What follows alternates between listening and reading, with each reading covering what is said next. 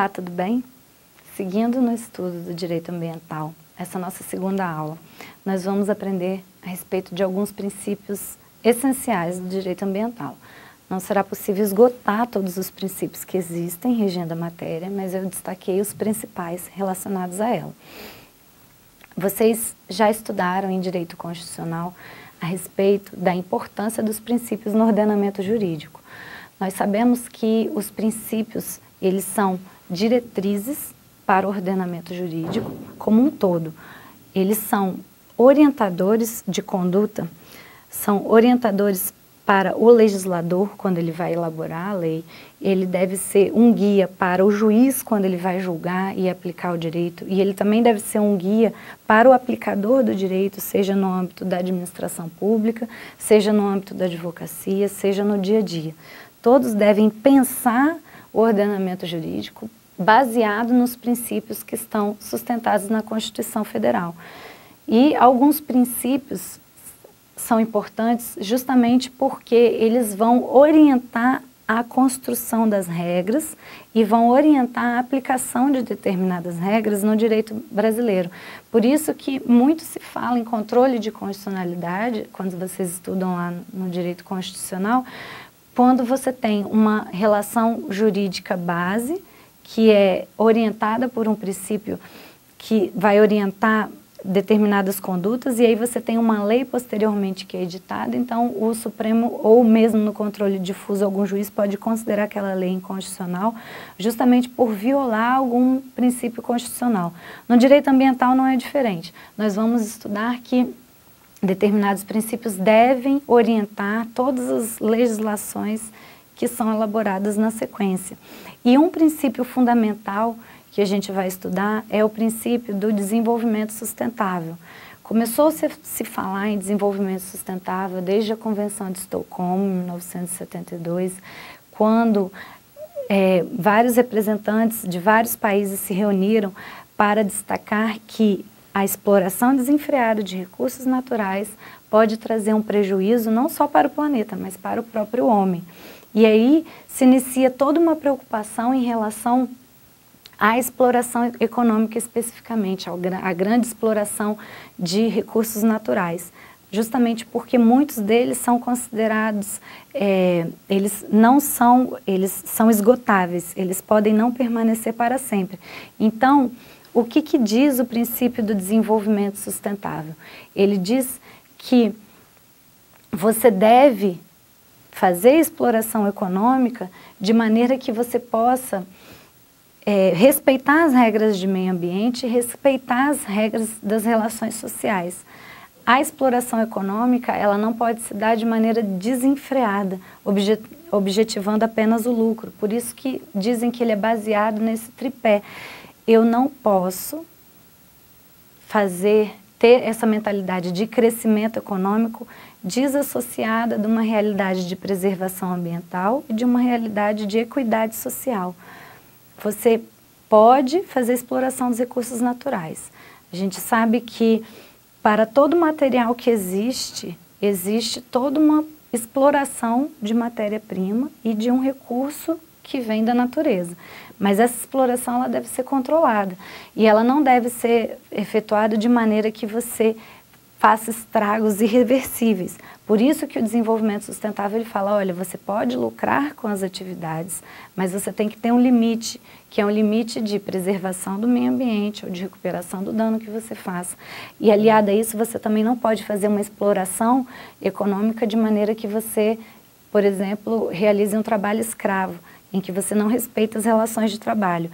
Então, por isso que o desenvolvimento sustentável, ele é um princípio que deve orientar todo o ordenamento jurídico, todas as relações sociais do homem entre si e com a natureza.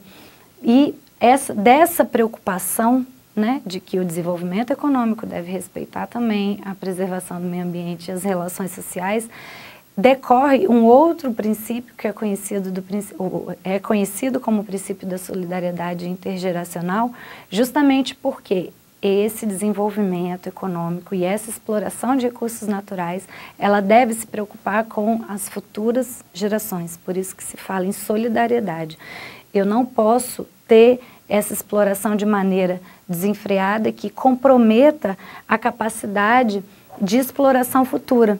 Então, eu não posso simplesmente esgotar toda a água potável que eu tenho acessível a mim. Eu não posso simplesmente desmatar todas as florestas que existem porque eu estou lucrando com a produção de energia ou porque eu esteja lucrando com a venda de imóveis de madeira.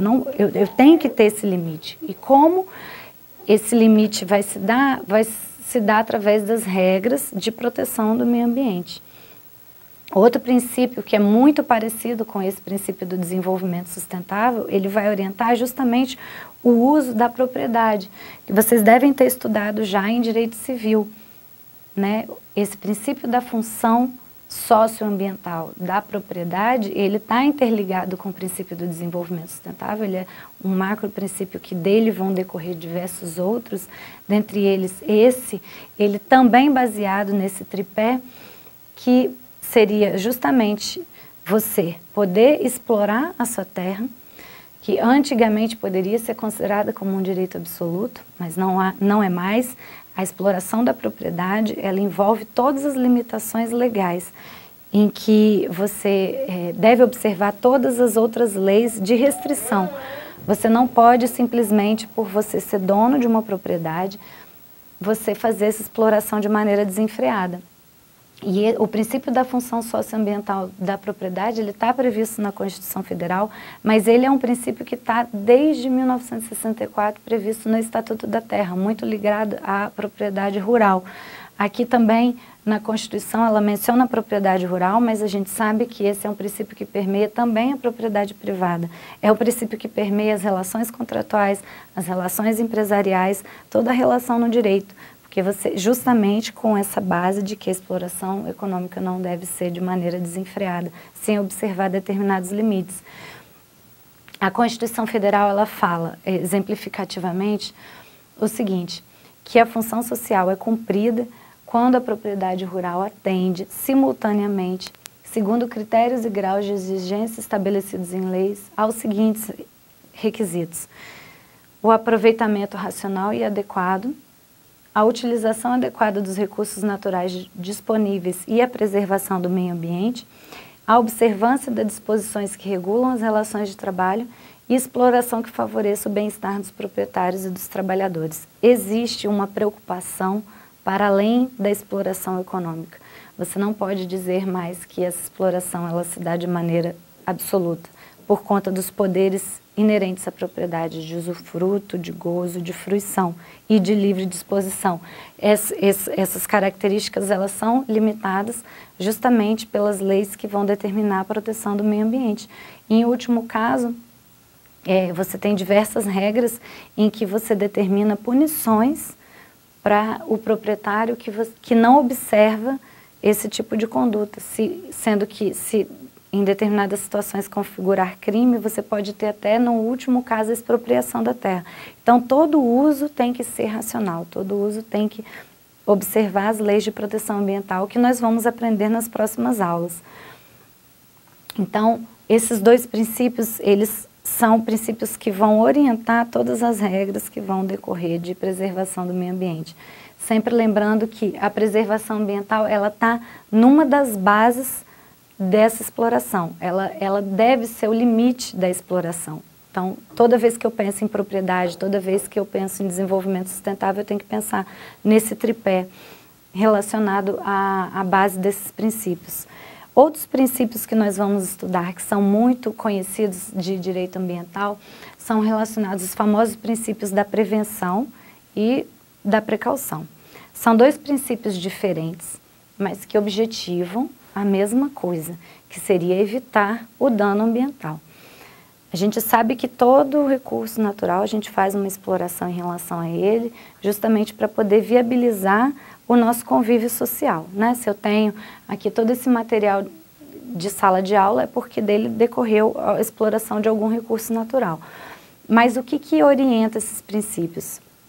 O princípio da prevenção, ele é previsto na Constituição Federal, no artigo 225, parágrafo 1º, inciso 4º, e ele fala o seguinte: olha, eu vou controlar o dano ambiental? Primeiro eu quero evitar que o dano ambiental aconteça. Eu tenho uma determinada exploração de minério, tenho uma determinada exploração de areia, eu tenho uma determinada produção em massa de avicultura. Toda atividade comercial que você pode imaginar pode ser suscetível, a depender do impacto, de um licenciamento ambiental. Então, o princípio da prevenção, ele vai saber o seguinte, olha, se na exploração de determinado minério eu preciso realizar um desmatamento, fazer fazer uma exploração de rochas, de maneira que eu corte o solo e faça esse dano erosivo no solo, e a legislação permite isso, o que o princípio da prevenção vai orientar? Olha, eu conheço os danos que vão ser gerados através dessa exploração, né? Eu não preciso explorar areia para poder levantar esse prédio, para fazer parte da construção civil, então eu conheço os danos que vão ser gerados.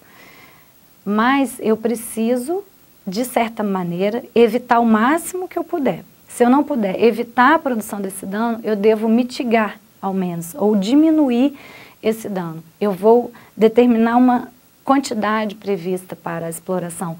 E se eu não puder mitigar ou reduzir esse dano, eu devo reparar esse dano.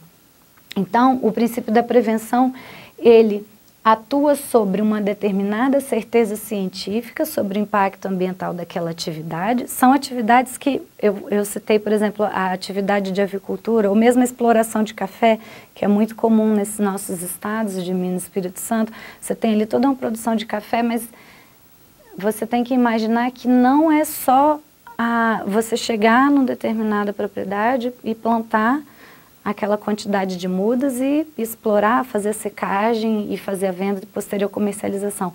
Você tem todo o impacto no meio ambiente que precisa ser controlado. Você vai fazer a utilização de agrotóxico, aonde você vai plantar, você não vai poder desmatar para poder plantar isso. Você, uma vez plantando, qual o controle que se dá a respeito disso? Se você tiver que fazer a secagem de grãos, a fumaça que você vai produzir vai gerar uma poluição. Então, todos os aspectos dessa atividade de cadeia produtiva, elas devem ser controladas. E isso determina o princípio da prevenção. Olha, eu sei que a produção do café, ou eu sei que a produção de aves vai gerar determinado resíduo, e esse resíduo que vai ser gerado, por exemplo, das galinhas ou da suinocultura, esse resíduo que vai ser gerado, eu preciso controlá-lo. Eu não posso simplesmente permitir que se lance ele na natureza. Daí incide o princípio da prevenção. Ele normalmente incide nos licenciamentos ambientais.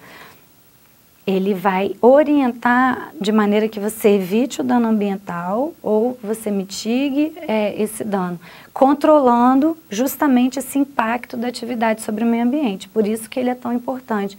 O direito ambiental, ele é marcado, e a sua importância ela se dá principalmente quando você consegue evitar o dano ambiental. Para que eu vou esperar que o dano aconteça, se eu posso evitá-lo? Então, o princípio da prevenção ele é importante por conta disso. Ele vai, antes que o dano aconteça, justamente porque eu posso prever que aquele dano vai acontecer, eu vou controlar e vou tentar mitigar esse dano na atividade produtiva.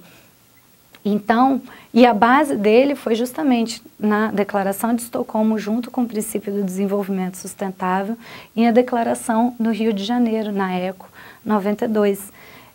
Toda a base desse princípio, então, ela começou a orientar as legislações mundiais e do Brasil, de maneira que, olha, essa atividade produtiva, ela precisa ser controlada. Eu sei quais são os impactos dessa atividade, desde a exploração ao plantio, por exemplo, de silviculturas, do eucalipto, a atividades desenvolvidas no meio rural, plantação de café, criação de galinha, criação de bois, de outros animais, até atividades na cidade. Dependendo da legislação, você tem principalmente o controle relacionado às indústrias e toda a poluição que ela gera. Então, você precisa ter esse controle e você precisa ter a observância, sempre em mente, a diretriz traçada pelo princípio da prevenção, que é justamente de evitar o dano ambiental. Ao lado do princípio da prevenção, nós temos também o princípio da precaução, que é um princípio também positivado na nossa Constituição Federal, que ele tem o mesmo objetivo, que é evitar o dano ambiental, mas a diferença que se faz é basicamente em relação à incerteza científica que você tem sobre o dano relacionado àquela atividade. e eles são relacionados às novas atividades em que você tem uma incerteza científica. Lá na Constituição, no artigo 225, parágrafo 1º, inciso 5, ele está relacionado, por exemplo, à lei de OGMs. Ele vai orientar, né, quando está entre parênteses escrito o regulamento, você abre ali e te manda para a lei de organismos geneticamente modificados. Nós ainda não sabemos qual o impacto desses produtos na nossa saúde e no meio ambiente.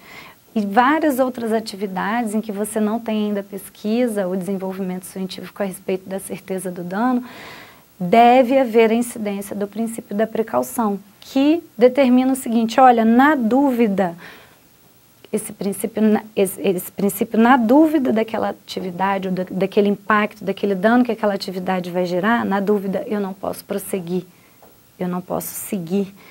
Por isso, houve, bem no início, em relação às pesquisas que foram feitas para aplicação na soja transgênica, num primeiro momento ela chegou a ser proibida. Se nós tivéssemos esse princípio levado à risca na aplicação do dia a dia, muitos produtos não seriam permitidos, né? Porque você, claro, todos que são comercializados, a gente tem um determinado controle que é feito sobre eles, mas nós não conhecemos o real impacto em relação a isso. Então, enquanto houver dúvida, o princípio da precaução determina que você não deve fazer aquela atividade, praticar aquilo, ou se você fizer, que você garanta que aquele dano vai ser mitigado ou reparado. E o princípio da precaução, então, ele deve ser observado, mas na prática ele é muitas vezes descumprido. Você tem toda uma legislação que vai reger o cuidado extremo em relação àquela atividade, porque ela está ligada à incerteza científica sobre o risco daquela atividade, relacionadas a atividades novas, em que a gente não tem um controle sobre elas. E aí, nesses casos de grave dano ambiental ou relacionado a danos irreversíveis, o cuidado deve ser muito maior e deve até mesmo orientar a não confecção daquela atividade. Se houver aquela confecção daquela atividade, deve haver um controle muito maior. Então, os princípios eles se complementam, tanto da prevenção quanto da precaução, havendo essa pequena diferença em relação a eles, mas sabendo que o que eles objetivam é justamente evitar o dano ambiental, né? E é o que deve ser a base de orientação de todo o direito ambiental, inclusive a tutela processual, para você poder manejar as tutelas inibitórias, você manejar ações que evitem, com obrigações de fazer ou não fazer, com que o dano aconteça. E aí você vai poder ter a base de toda aquela sua conduta, de toda essa ação, nos princípios da prevenção e da precaução. Os próximos princípios que nós vamos estudar são outros dois princípios também muito conhecidos do direito ambiental, que são os princípios do poluidor e do usuário pagador. O princípio do poluidor pagador, ele também é um macro princípio que vai orientar a sequência de diversos outros, a elaboração de diversos outros princípios, inclusive do usuário pagador. Ele é baseado na lógica também econômica, análise econômica que se faz do mercado, né? E como eu havia dito no desenvolvimento sustentável, a exploração ela não pode se dar de maneira desenfreada. Você precisa de um determinado controle e respeito aos limites que são impostos pela legislação ambiental. Mas o princípio do poluidor pagador, ele analisa a atividade econômica dizendo o seguinte: pega determinados conceitos a respeito de uma produção em linha de um determinado produto, e a gente sabe que toda aquela produção ela vai gerar um produto final que vai ser disponibilizado no mercado para comercialização, e normalmente esse produto final ela vai ter um preço, vai ter um valor embutido. E lá no direito, na economia, não só no direito econômico, existe o conceito das externalidades em relação à linha de produção daquele produto. As externalidades sejam negativas ou positivas. Você pode calcular como um resultado do seu produto que você fez, por exemplo, essa televisão, a partir do momento que eu coloco isso no mercado, para a produção dessa televisão, por exemplo, você teve todo um gasto, teve exploração dos recursos naturais, minério, mas você também teve um gasto de energia. Essa é uma externalidade em relação ao produto e que normalmente é computada no valor do produto final. O direito ambiental, o princípio do poluidor-pagador, ele determina que, olha, se eu estou explorando determinada atividade econômica, se eu estou lucrando com isso, eu estou lucrando em detrimento de toda a sociedade, porque a gente viu na primeira aula que o meio ambiente é o quê? É um bem de uso comum do povo, então ele pertence a todos. Por que eu estou explorando essa atividade, tendo um lucro em relação a essa atividade e eu simplesmente não dou um retorno para a sociedade? Então toda vez que se você tem uma indústria que polui, que lança poluentes no ar, você deve, de certa forma, compensar por essa atividade. O princípio do poluidor-pagador não significa que eu pago para poder poluir, não. Ele não orienta isso. Eu vou pagar, então seria parecido com o princípio da função socioambiental da propriedade, que ainda está com a mentalidade antiga, achando que é dono da propriedade e pode fazer dela o que bem entender, está equivocado. Da mesma maneira, se eu tenho uma indústria e só porque eu tenho essa atividade poluidora, eu não posso simplesmente lançar poluentes atmosféricos só porque aquela empresa é minha, está devidamente registrada e licenciada. Não, eu tenho que ter um limite em relação a isso, né? E eu tenho que ter um controle ambiental em relação a isso. E aí o princípio do poluidor-pagador, ele fala que, olha, toda essa externalidade negativa que eu produzo no meio ambiente, ela tem que ser, de certa forma, compensada. Eu não posso, primeiro, permitir o uso desenfreado e eu também não posso, por isso eu tenho que controlar aquela atividade. E aí o objetivo é exatamente internalizar no custo do produto os prejuízos com a degradação ambiental gerada. E aí ele é aplicado para todas as atividades poluentes, desde a indústria, a uma exploração agropecuária, todas as atividades relacionadas ao mercado. Eu preciso, de certa forma, internalizar essa externalidade negativa que é, olha, eu estou explorando, estou consumindo essa água, estou puxando essa água, colocando ela dentro do meu processo produtivo, isso indiretamente relacionado à energia. Tudo isso eu vou precisar internalizar de forma que eu compense essa exploração. E aí, então, está ligado justamente à qualidade dos recursos naturais. Eu preciso evitar que sejam lançados poluentes na atmosfera acima dos limites legais. Eu preciso evitar que você desmate, por exemplo, a vegetação nativa. E aí o princípio do poluidor, ele vai orientar as atividades produtivas nesse sentido. O princípio do usuário pagador, assim como o do usuário poluidor, ele vai imputar a esse usuário do bem ambiental o custo pelo seu empréstimo, né? Exatamente, se eu estou explorando e retirando aquela areia daquele lugar para poder utilizar na construção civil, eu vou ter que, no âmbito do licenciamento ambiental, pagar por aquela utilização.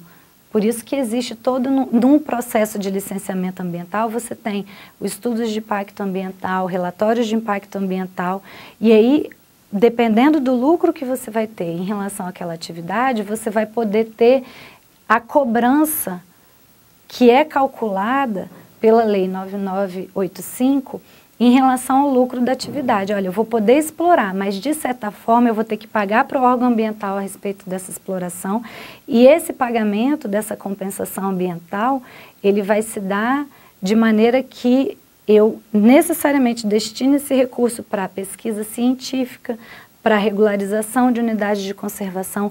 Esse dinheiro, eu estou tirando esse recurso da natureza, estou lucrando com isso, mas por conta disso eu vou precisar pegar parte desse meu lucro, não, na verdade não é baseado no lucro, mas eu vou precisar pagar por isso justamente para poder fazer com que esse dinheiro se reverta ao meio ambiente. Então, o princípio do usuário pagador, ele vai fazer essa orientação em relação ao usuário. Olha, eu estou explorando diretamente.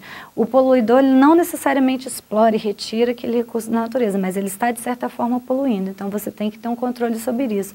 O do usuário pagador, ele está usando o recurso ambiental, então eu vou exigir não só um controle, mas o pagamento pelo uso daquele serviço ambiental. Então, eles devem orientar toda a exploração dos recursos naturais. O último princípio que eu gostaria de tratar com vocês é o princípio da participação ambiental.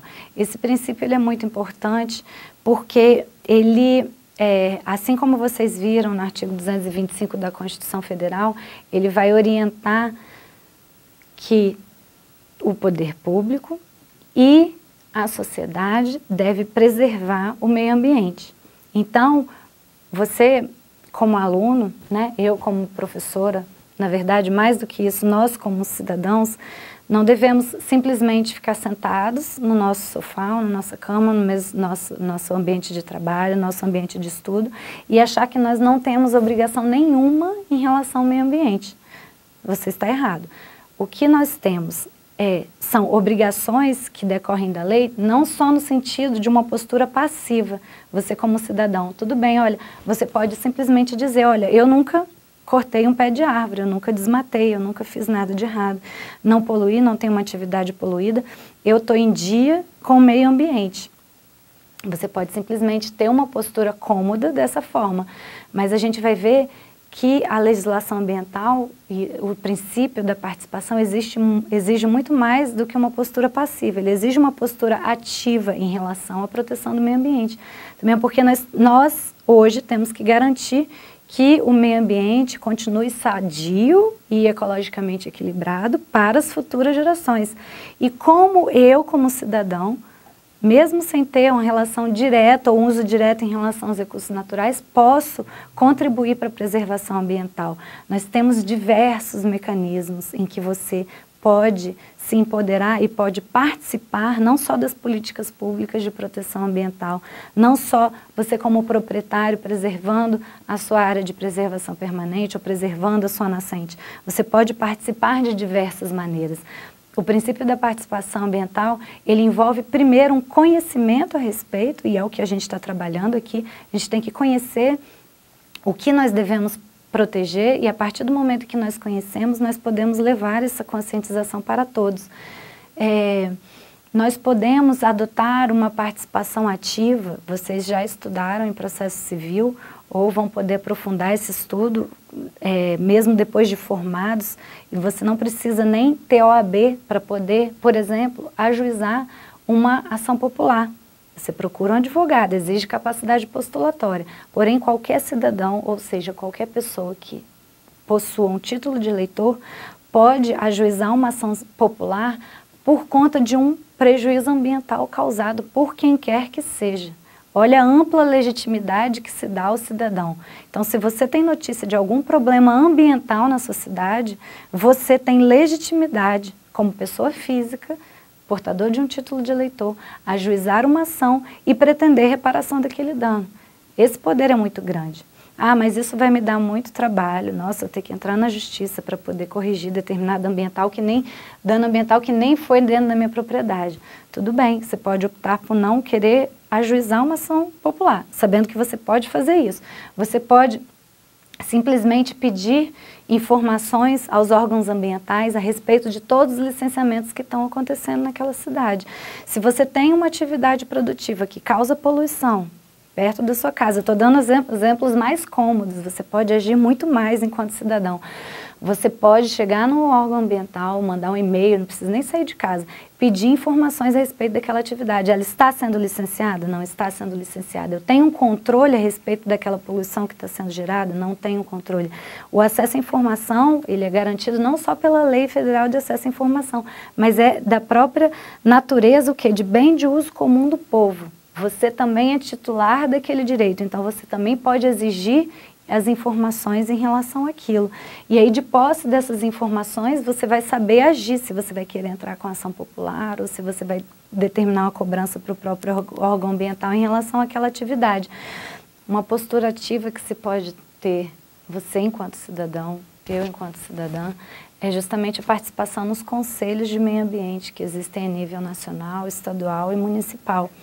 Essa participação, ela se dá porque a previsão da representação nessas entidades é não só do poder público, quanto do empreendedor, mas também a representação da sociedade. Você pode ser voz ativa. O que esses conselhos fazem? Eles não só julgam determinados recursos relacionados as infrações administrativas ambientais, como a gente vai aprender, mas eles também regulamentam o uso e o controle de dos recursos naturais.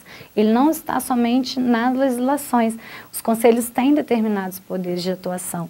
E aqui, você como cidadão, você pode tentar fazer parte de um conselho, enquanto representante da sociedade, sendo participante, por exemplo, de alguma ONG ambiental da sociedade. É só você pesquisar na internet, procurar saber quais são. Olha, eu quero saber qual é a associação ou entidade sem fins lucrativos de defesa do meu rio, o rio que passa aqui na minha cidade, ou de defesa da biodiversidade, ou de defesa dos animais, que seja. Você pode ter acesso a esse conselho. Você pode, eventualmente, são feitas as eleições e as indicações de representantes. Então, você pode, sim, fazer a participação da sociedade. E é uma das pernas que precisa estar nesse tripé, né, que são baseados os conselhos, e geralmente é muito bem estruturado em relação ao poder público, é muito bem estruturado em relação ao empreendedor, que sempre mandam os representantes dele, mas a representação da sociedade civil, ela precisa ser mais fortalecida. E o princípio da participação no meio ambiente, ele pode ser utilizado dessa maneira, você fazendo parte de um conselho de meio ambiente na sociedade. Se você acha que vai gastar muito tempo, porque normalmente a participação nesses conselhos é não remunerada, mas se destaca a importância que você tem para poder ajudar a definir as políticas públicas em relação à proteção do meio ambiente, você pode simplesmente também participar das audiências públicas ou das consultas públicas que são formuladas em relação à proteção ambiental. Audiências públicas normalmente são obrigatórias em licenciamentos de grande porte, em que se exija o estudo de impacto ambiental, o relatório de impacto ambiental. Eles são audiências que devem ser amplamente divulgadas e elas são abertas ao público. Então, todos podem ter acesso a essa apresentação daquela atividade que vai se instalar na sua cidade,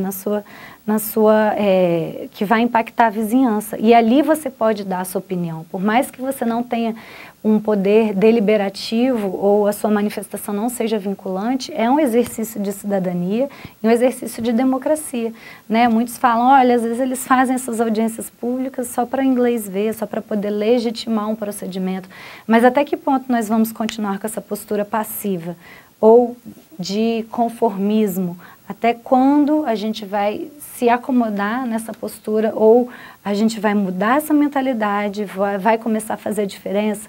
E a gente começa a fazer a diferença quando a gente consegue mobilizar vários atores também da sociedade para poder estar ali representando o meio ambiente. É esse o conceito que a gente deve ter em relação ao princípio da participação. O empoderamento como cidadão de que o meio ambiente me pertence e eu quero um meio ambiente ecologicamente equilibrado. Então, eu posso ativamente participar dessa defesa. Eu vou participar de um conselho, eu vou na audiência pública, ou as consultas públicas, que a diferença é que elas são normalmente no meio digital ou formalizadas através de escrita. Você tem consultas públicas e audiências públicas desde uma ação civil pública, a instalação de um empreendimento potencialmente com grande potencial poluidor, a elaboração de leis, a elaboração de políticas públicas. Então, elas são feitas de uma maneira muito ampla pelo poder público e você pode ter acesso a elas. Olha, existem consultas públicas, por exemplo, agora teve a consulta pública a respeito das ações diretas de constitucionalidade do Código Florestal, em que você pode ter contribuições, não só de todo cidadão, mas na representação através dos amicus curiae, no processo judicial. Uma consulta pública que é relacionada diretamente com a legislação também realizada no Estado do Espírito Santo, em que houve a implementação, vai haver a implementação do Código Estadual. Então, como que você vai pegar essa legislação e você, como cidadão, vai poder opinar sobre ela? Isso é muito importante. Você tem esse poder de participação e você pode ser ouvido e você pode contribuir, você pode falar, olha, essa regra não é interessante para nós. E então você pode ter essa postura ativa. Você pode também ter uma postura ativa sem precisar sair de casa, se você tem noção de algum crime ambiental, alguma infração ambiental, você da sua casa acessa a internet, Assim como você está assistindo essa aula agora, você abre a aba de pesquisa do seu órgão ambiental, do seu respectivo cidade, do seu respectivo estado. Você pode mandar um e-mail e essa denúncia pode ser anônima e falar, olha, em tal localização está havendo um desmate. Em tal localização estão lançando resíduos no rio. Você pode fazer isso, você deve fazer isso, porque muitas vezes o órgão ambiental não tem perna e controle suficiente, mas uma vez que você formaliza uma denúncia, ela deve ser fiscalizada. E assim você contribui para a proteção do meio ambiente. Então, mais importante do que isso tudo, você só consegue participar ativamente na proteção do meio ambiente, é justamente quando você faz esse trabalho, primeiro de conhecimento, e aí a partir do conhecimento você internaliza esse conhecimento e se torna um cidadão consciente. Quando você internaliza esse conhecimento, se torna um cidadão consciente, você recebeu educação ambiental. Hoje em dia, eu vou dar um exemplo simples, eu aposto que você não joga papel no chão quando você está andando pela cidade. Você vai abrir o pacote dos seus chicletes, vai colocar o chiclete, vai começar a mascar, você não joga o papel no chão.